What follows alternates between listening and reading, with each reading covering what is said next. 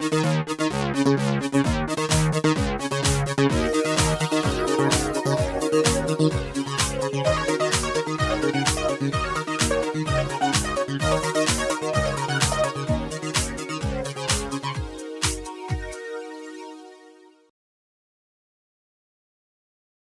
everybody.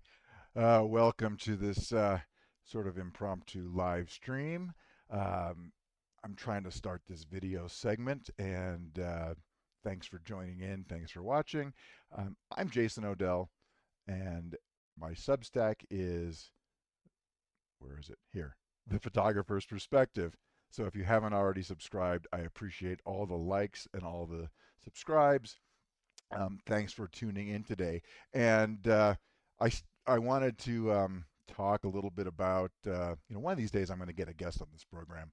I'm working on that.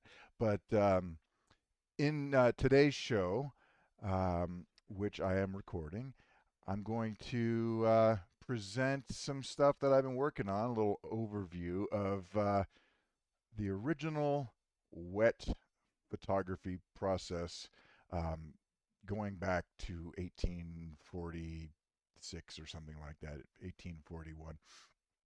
And that is cyanotype printing. You may have heard of cyanotype. It's named for the blue look, and I've been making them. And if you've been following me, I've been posting some of these. So I've been making prints like this on watercolor paper, and I'm still getting the hang of it, but it's kind of fun. And it's something that I took up as a sort of Christmas break project because I wanted to see how it would work. I wanted to get an idea if I could make this work at home. And it turns out that it's pretty easy, but obviously there's some road bumps and there's a learning curve along the way. So I wanted to join in today. And hey, folks in the chat, I can see you. Yeah, you're on a different screen. It's all good. I'm glad that you are joined in. Don't forget to hit that little like button on there and subscribe if you haven't already to my Substack, The Photographer's Perspective. This is just kind of fun, and so what I'm going to present today, and feel free to ask a question in the chat. I'll try to pay attention to that too. It's a little bit hard when you've got multiple screens going on.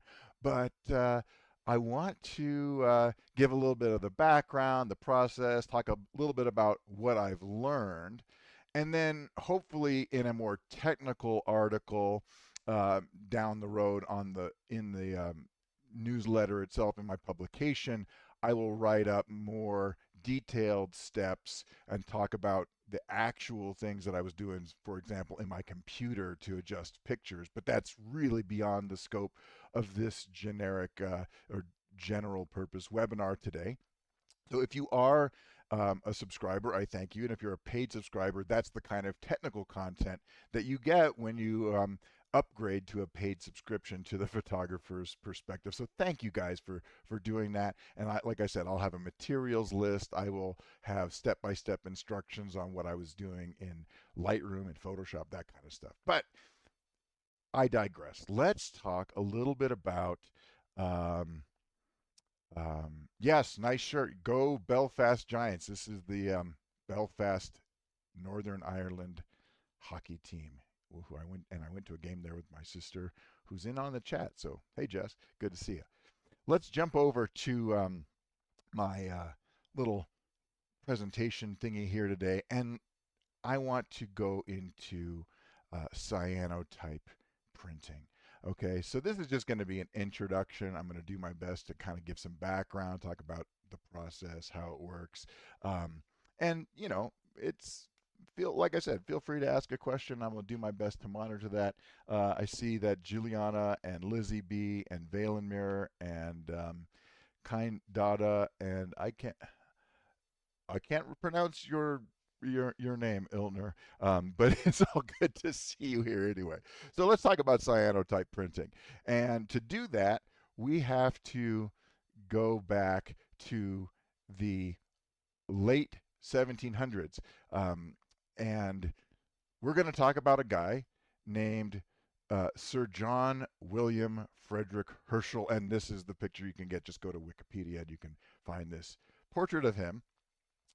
And he's the one who came up with this, and he's one of these total um, early um, 17th or no 19th century. I get my numbers mixed up. 19th century, you know, jack of all trades, science renaissance person. I mean, he did chemistry, he did astronomy, and if the name sounds familiar, it's because he was the son of William Herschel, and William Herschel was the famous astronomer who found and discovered Uranus. Um, John Herschel, you can see he was born in the late 1700s in England, and did a lot of astronomy. They built telescopes with his dad. They had these monstrous things. He went down to, I believe it was Cape Town, South Africa. He did astronomical studies there. But in addition to all these accomplishments, he was also dabbling in chemistry and mathematics and all this other stuff. And he was interested in looking at color blindness and UV light. And they didn't have a name for UV light, but they were discovering these kinds of the light that was maybe outside of the visible spectrum. And he gets points for photography because he's literally the one who came up with the name. Photography meaning to draw with light.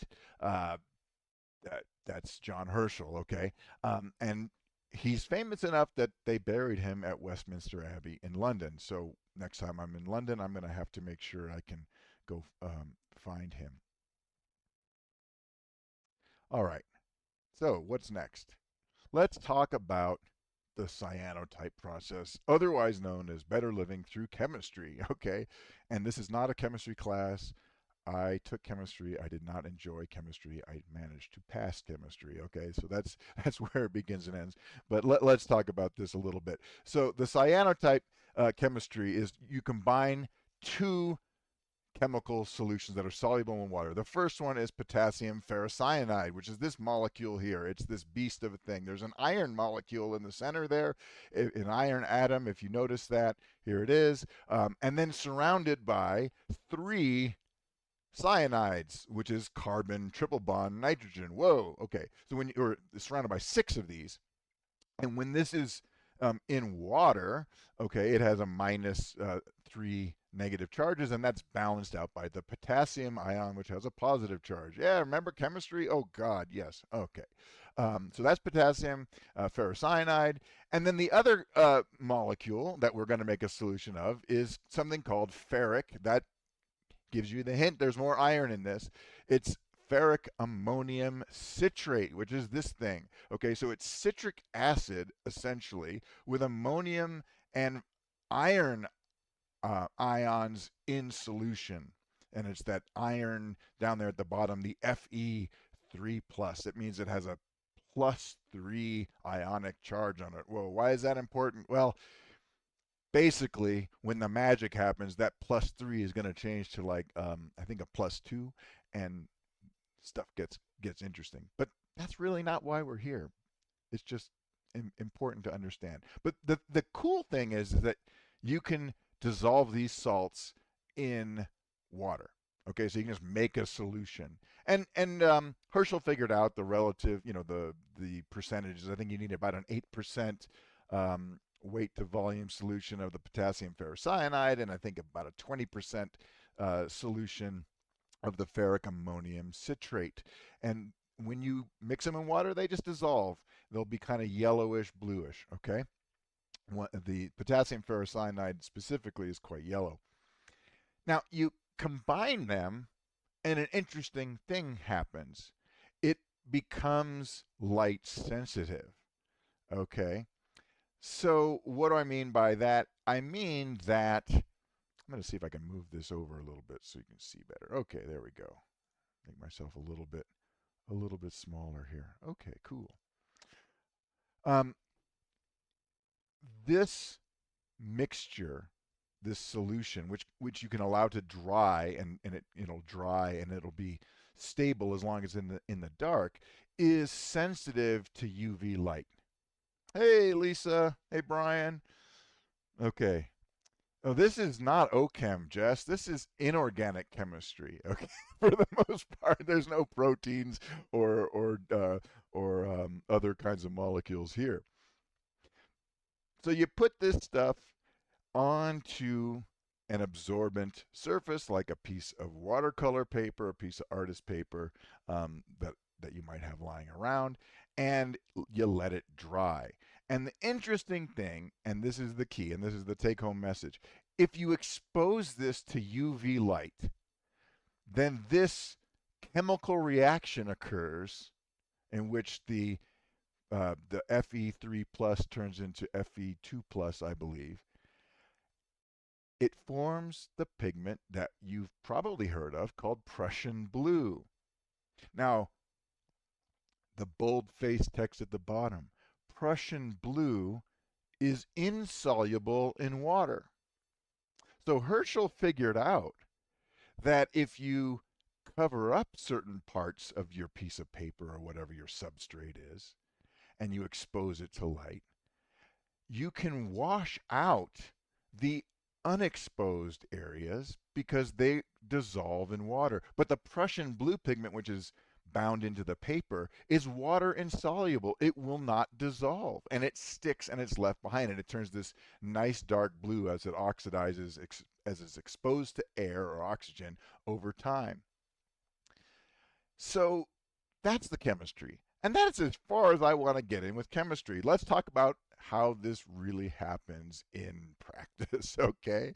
All right. So if you coat this paper, and this is just photos again, I got these from, full disclosure, these are just things from Wikipedia. So if early cyanotype, they would make a what would be called a photogram. And I actually made photograms in a real darkroom way back when I was a kid because we had a darkroom, and this is where you take a piece of photographic paper and your enlarger and you just stick things on the paper like coins or objects or leaves or whatever, expose the paper with the light source and develop the paper. Well, with cyanotype, it's the same thing. It just happens on a much slower time scale. Okay, so this is kind of what happens when you expose the paper. You can see they put a plant there, a stem with some leaves. And then when you wash it out and develop it, which all it requires is water, which is kind of nice, no other chemicals, you'll get this. The areas that were exposed to light or UV stay behind and turn a very dark cyan blue. And the areas that were not exposed because they were covered up turn white. So this is essentially, making a negative kind of print, right? You're making a negative because, everything is reversed. And that's the process. So let's talk about the practical applications of this. Now, this photo here on this slide, wherever it is, over here, down there, okay, is one of the earliest cyanotypes by someone called Anna Atkins. And she was really interested in botany, as was Herschel. And what she did was went on I believe it was down on the English coast and collected algae. And she had this paper that was treated with the cyanotype chemicals, put the algae on there, stuck it under a piece of paper or whatever, or under a piece of glass, let it expose in the sun, and developed it. And these are some of the earliest. I mean, I won't call it a photograph, in this traditional sense, but this is some of the earliest photographic processes. No lens, no camera, no film, just a piece of paper that's sensitive to light. Okay, so this was happening in the mid 1800s, the 1840s, 1850s, and of course during this time, other photographic processes were being developed. Things like tintype, all of this other stuff was happening in the mid 1850s. But keep in mind the exposure times here are going to be fairly long. We're talking minutes in most cases, so not something that you could take a picture of a person standing and use this process. But you've seen this all the time. So not only could you make a contact print or these photograms, but the entire term blueprint Turns out it comes from the cyanotype process. So when architects or designers wanted to figure out a way to make copies of their drawing, it was quite simple. They'd have their drawing, they would trace it using India ink onto a piece of relatively translucent tracing paper. You stick the tracing paper on top of the uh, cyanotype paper, put it under glass so that it's all flat, expose it to light, and you get the blueprint. That's why the blueprints look inverted. They look like negatives. The lines are all white because those were the areas that weren't exposed. That was where the ink had been. And it was very good because it was a one-to-one copy. You could see any changes that had been made. I mean, you weren't altering this in the process in any way. It's literally a contact print. So really quite cool. Um, hey, it's good to see Matt, Lori, Daniela, Roger. Hey, Amanda, Ginger, Moto, Juliana. It's, yeah, mind blowing, right? This is very cool.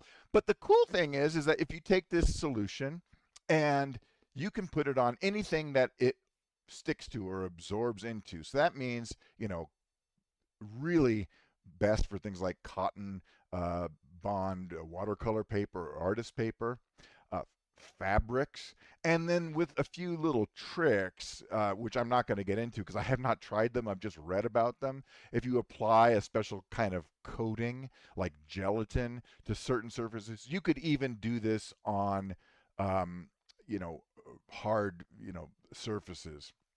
But I've not tried that. This is just what I did on my Christmas break, okay? All right. Next, let's talk about my attempts at the cyanotype printing. I'm just going to walk you through. I took some pictures of myself doing this the other day. All right. And, we'll just see because they didn't all work 100%. I'm still learning. Um, but let's take a look and see. Okay. So the first thing that I did was I thought, oh, I'm going to try cyanotype. So let me go online and buy a cyanotype kit. Now, this is the number one most important thing, right? Because you have to have the chemicals. I chose to do it the hard way. I bought this kit, which comes in these bottles, and it was actually shipped with just the dry chemical crystal powder inside the bottles. And all you do is you fill them up to the top with water, and now you have your solutions. It takes about a day to truly mix in. You've got the part A. Notice it's the exact same thing we were talking about: potassium ferrocyanide, ferric ammonium citrate. And just a little funny side note, when you're Googling potassium ferrocyanide, there's ferricyanide with an I, and there's ferrocyanide with an O, and they're not the same thing. It's the one has a slightly different ionic charge. So it's those chemists. What are we going to do with those chemistry guys, okay? Somewhere my old chemistry instructors are just laughing at me. But you can also, if you don't want to deal with this, you can buy the pre-treated paper, and so you can see and sometimes they're called, you know, sun prints or something like that, and it works. Okay, it's all good. The reason I chose to do this is because, well, I like to do things the hard way, but with the liquid solutions, you have the flexibility to pretty much coat any type of substrate, paper, fabric that you want. Okay, so that's what I did. So that's the most important thing. And then I realized I was probably going to need a few more things. I started thinking about what I wanted to do here because I didn't want to just stick, objects on the piece of paper. I actually wanted to make, use photos. So like, you know, I've got, and I'll show these at the end, but I've got photos that I've made of various things. So my thinking was, hey, I'm going to create a negative with my computer, and then I'm going to use that negative, smush it together, and attach it all together. So what I decided to do was to get laser transparency film, the kind for your, because I have a laser printer, and just print out images on the laser transparency film, just the sheet. And then I got some really inexpensive foam back board, and some clear acrylic sheets, some plastic, some clips, and I can attach the whole thing like this onto, so it's nice and flat, okay, because flat is important. If it comes up, it won't be in focus. And then the piece of paper just goes underneath your negative. So again, I'll have a webinar um, more in depth on the technical side um, on how I actually did that using Lightroom, Photoshop, etc.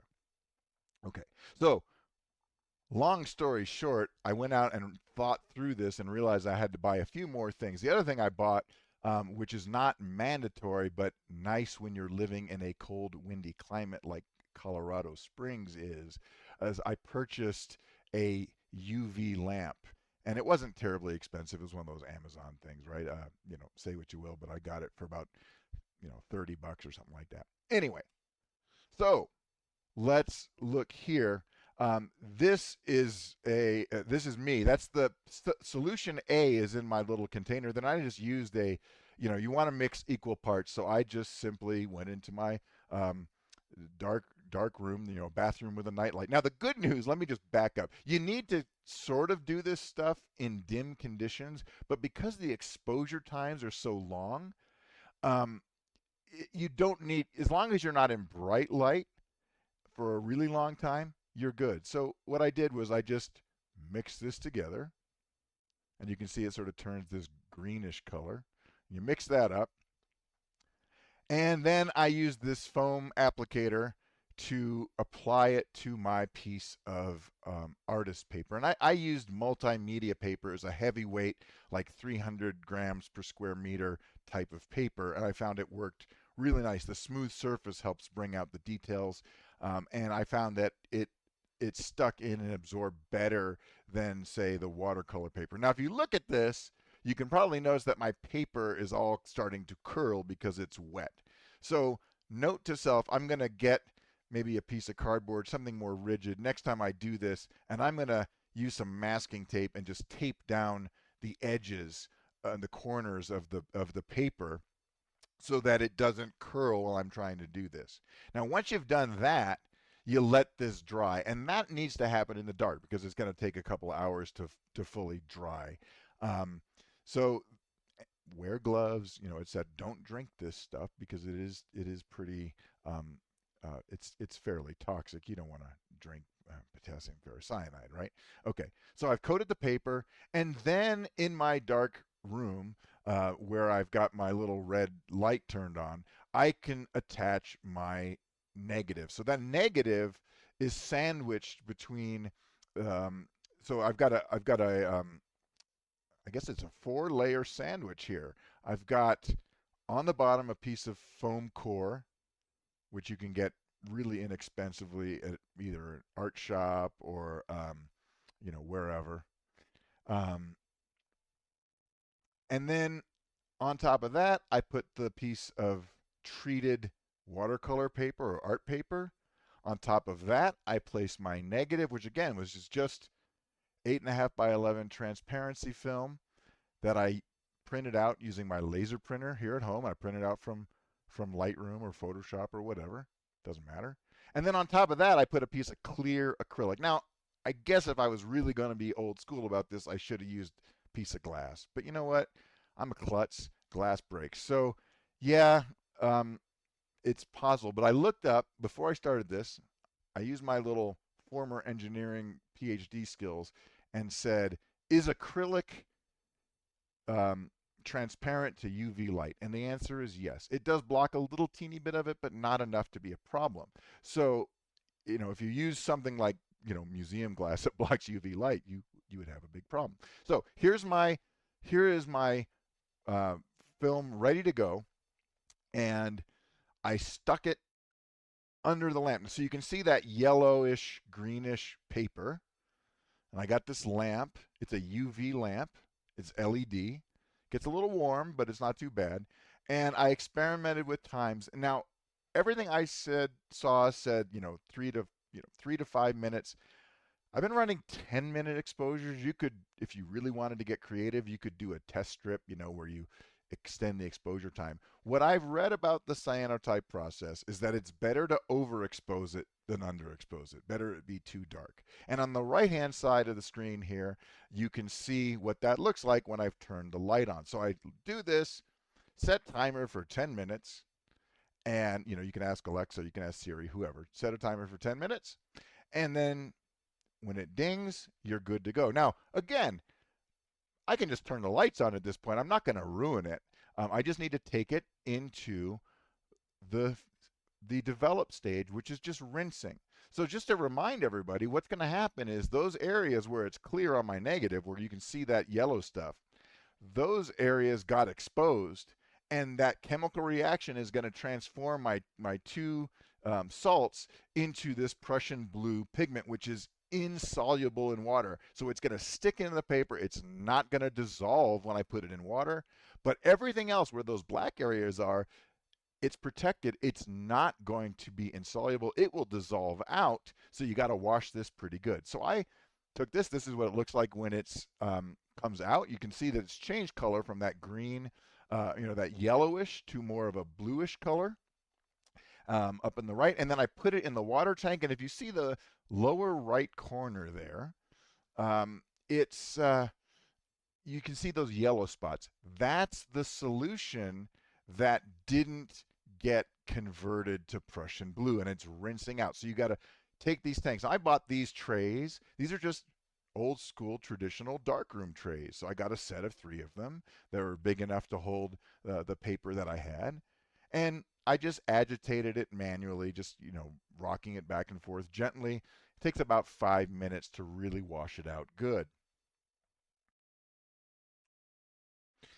The last step, I'm going to show you this because this is just cool stuff, is optional. So here on if all you did was wash it, you'd be fine. You take this out, you let it dry. And what will happen is that as this is exposed to air, it will get darker. It will continue to get darker as it oxidizes. More chemistry, yuck. But if you want to speed that up, if you're impatient like me, you can take your washed piece of paper, your washed print, and you can put it into a dilute solution of mostly water and a little bit of hydrogen peroxide. Hydrogen peroxide is an oxidizing agent, and watch what happens.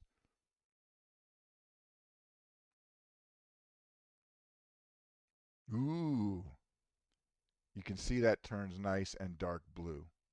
So I let that go. That's the oxidation process. And then one more rinse in the clean water, and it's done. And that's what came out.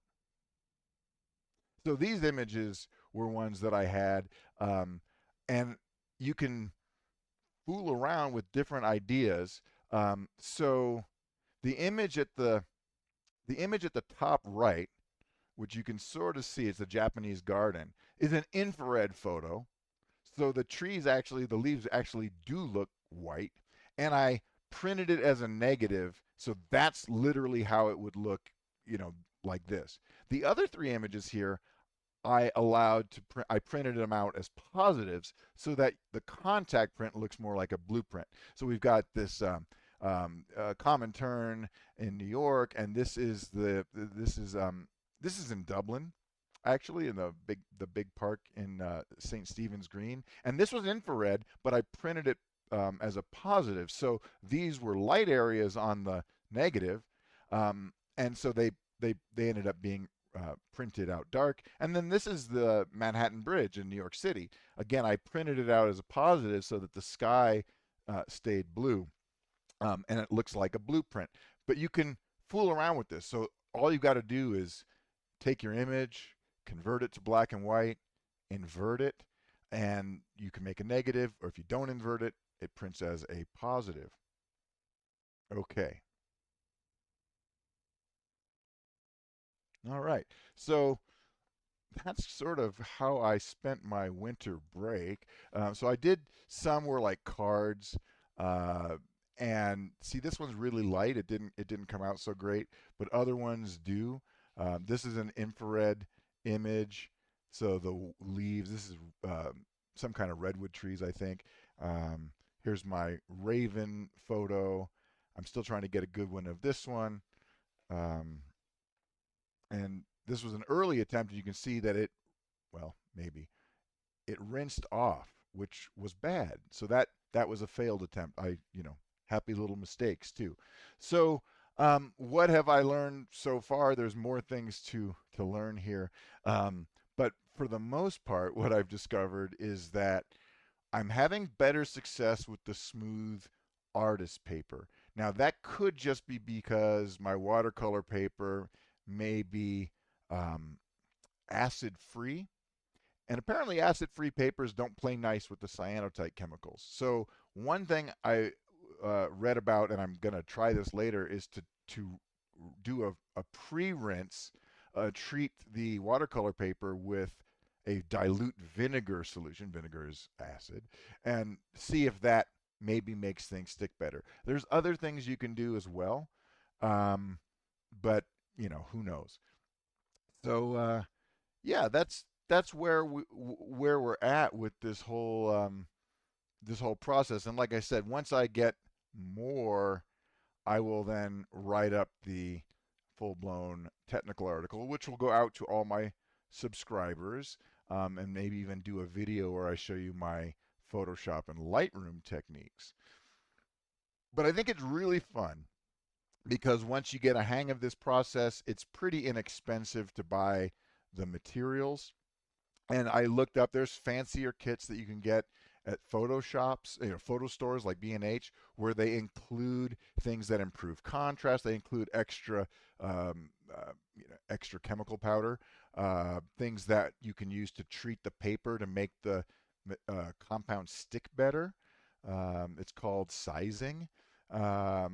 And in fact, I saw one uses arrowroot powder. So hey, arrowroot starch. You never knew what that might be. But really interesting stuff here.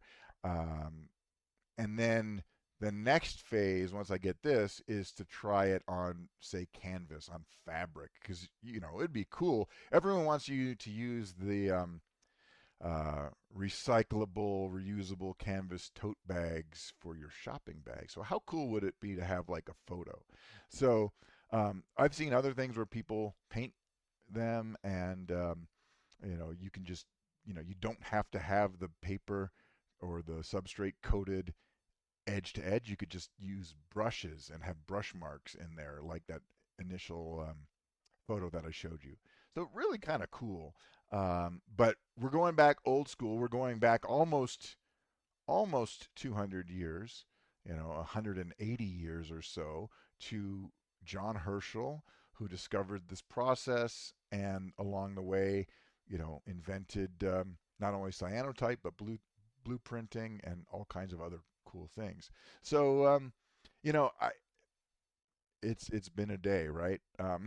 So uh, I want everybody to hang in there, and I want to thank you guys. I can't thank you enough. Um, Hit that heart so I can get likes on the replay video before you go. And if you haven't already subscribed, I appreciate it. It's always nice to have subscribers. You don't need to pay for a subscription. Most of my content is free. It's just the technical stuff that the more detailed things that I put out to my paid subscribers. But I really appreciate you guys too. Obviously, it helps. This is what I do for a living, so if you can contribute, it does help. And with that, I just want to thank everyone again for coming. So I'll see you again next time. I'll try to keep doing these, and like I said, I'm trying to get a way to do some more interviews. Might just use the Substack platform streaming for that at first, but I kind of like having the intro stuff. I did some funky theme music today. Yes, very much I did it by myself on GarageBand just because I had a 80s electronic dance vibe in my head this morning. So if you missed that, you can tune in for the replay and hear the silly music. All right, guys. Um, Everyone, thanks again. Until next time, I'm Jason Odell. Photographer's Perspective is my Substack, and I'll see you soon.